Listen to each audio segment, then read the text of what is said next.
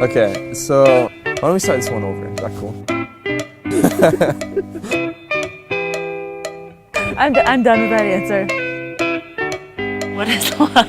It's a really good question. My favorite physical attribute of Amanda. So our kids are gonna watch this, right? I have a lot. I don't think that you can really just say a favorite. She likes everything. I really like his smile because he has these like amazing perfect teeth and this huge smile, and he smiles all the time. And I also really love his rosy cheeks because they're always pink.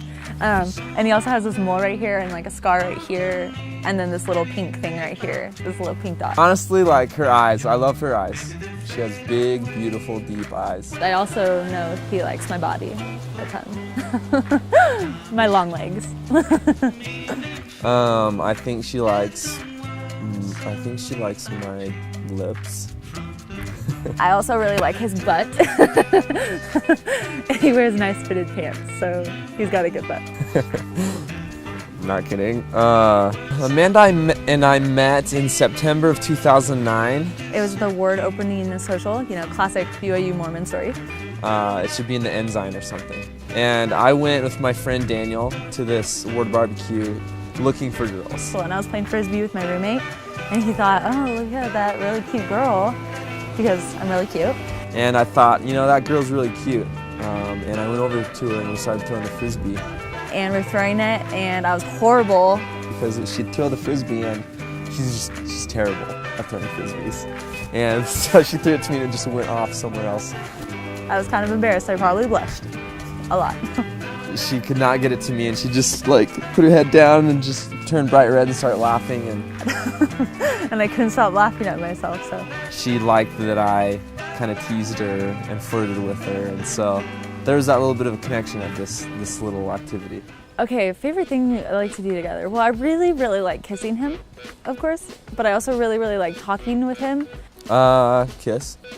Talk. It's really nice to just hang out with him because we can just, you know, we can have a serious conversation, and he's really great at that, but then in a second we can be giggling and playing with each other. We really like going on drives and just talking. Because we connect really well when we're just alone with each other. From the very beginning, we would do things together and we would just be laughing the whole time. Like, we'd get things done, but it was really fun doing things, and so it kind of makes hard work just working hard in a fun way, and it makes the non-interesting things interesting. Anytime she throws something, I laugh.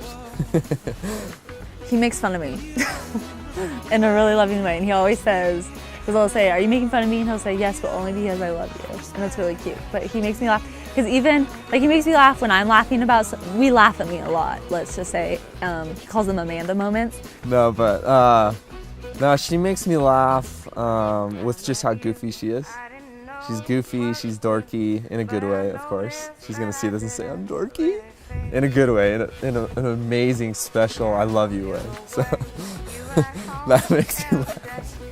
He makes me kind of take serious things less serious, because I tend to worry a lot, and so it's really fun that way. Oh dear. Well. It's the best first kiss story ever, because she rejected me. I met Tommy and I was going on dates with other guys and everything, but I liked him a lot from the beginning, and I was like, well, it's pointless to go on other dates with other guys because I like him the best. She and I have been going out a couple times. Let me tell you what, she's a woman who knows what she wants. And so she said, you know, I gotta know what you want, Tommy. Because I was kind of dating other girls, just kind of being a flake.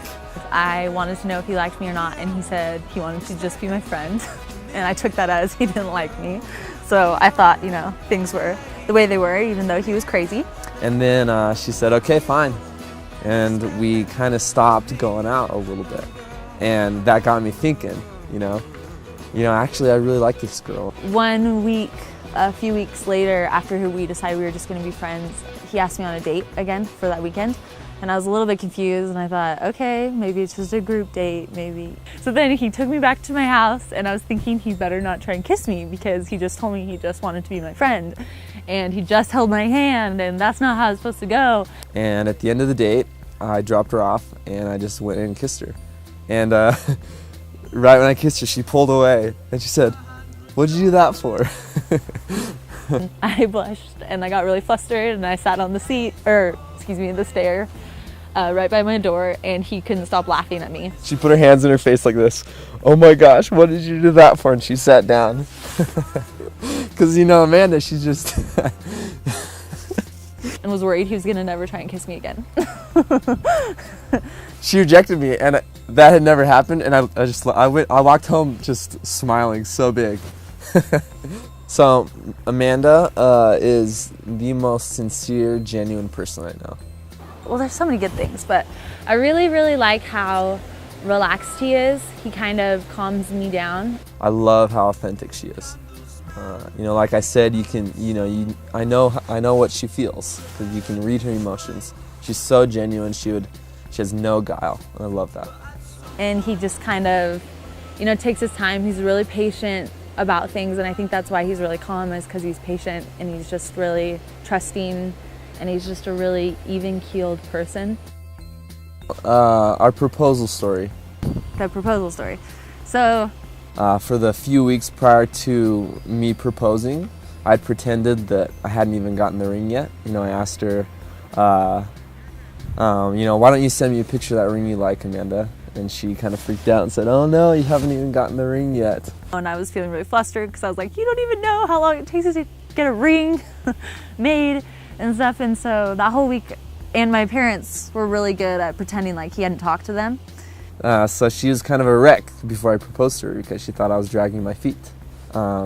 Actually, 2 weeks before I proposed, I drove to Las Vegas, where her dad was for business, and chatted with him over lunch. Asked if I could marry Amanda, and then I called the rest of her family because it's a Koch family tradition. So then the actual day came along, and I broke down in the middle of the day and started crying, and I was like, "I don't even know, are we going to actually get married? Like, my family doesn't think we are. This is the worst thing."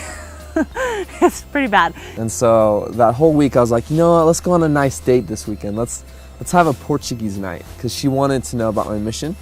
And I was gonna, make her some Portuguese food, share some mission stories, maybe do some little traditions from my mission.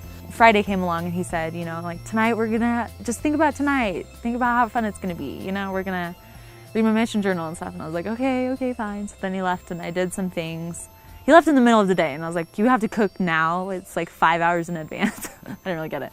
I went and picked her up, and she still thought it was Portuguese night. And I said, "Okay, Amanda,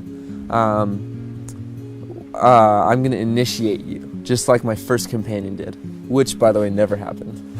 No initiation ever happened to me, but I said, my first companion initiated me into Portugal.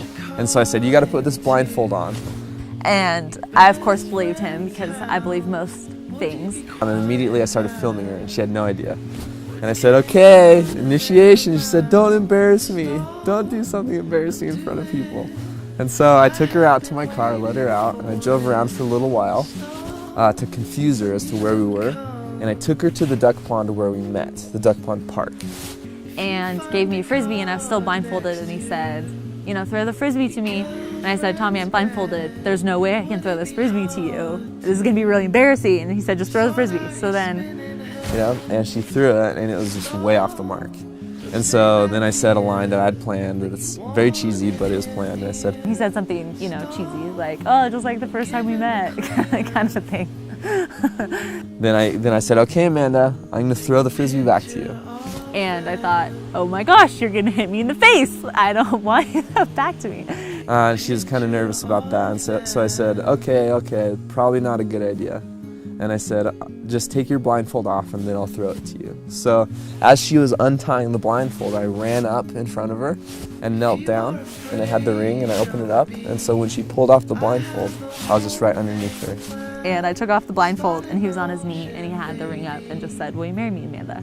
And I said, "Yes." And then I started jumping up and down.